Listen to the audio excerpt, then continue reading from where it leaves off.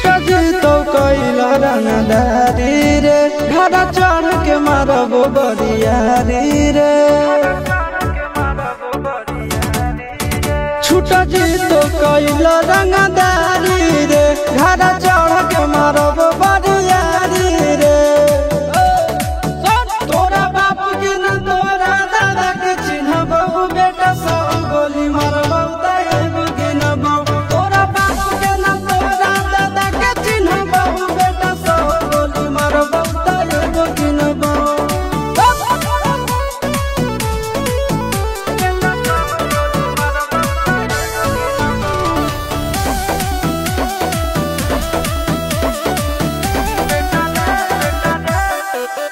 बेटा रे काटा से ठोक देबो चिमनी के भाटा में झोंक देबो देखबो कवन बाप बचैतौ तोरा प्रशासन के गाड़ी भी रोक देबो बेटा जी सुनो बेटा रे काटा से ठोक देबो चिमनी के भाटा में झोंक देबो देखबो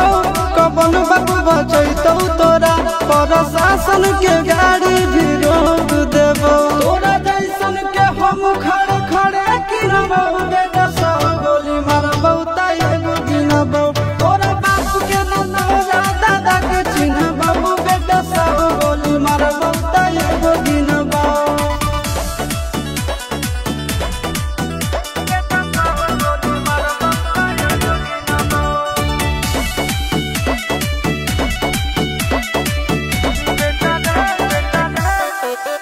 बेटा रे दौड़ा के बाजार में मारबो गोली तोर कपार में रंगदारी जे करभी बिहार में गड़ देबो गंगा जी किनार में इतना मार पड़तो ना बेटा बेटा रे दौड़ा के बाजार में मारबो गोली तोर कपार में रंगदारी जे करभी बिहार में गड़ देबो गंगा जी किनार में कहो चिंटू आशीष के कारण सुनाबो बेटा सब गोली मारबो तैगो गिनबो तोरा बाप के न तोरा दादा के चिन्हबो बेटा सब गोली मारबो तैगो गिनबो मारत मारत पिछुआरा लाल कर दे बेटा ध्यान से बाप इधर है।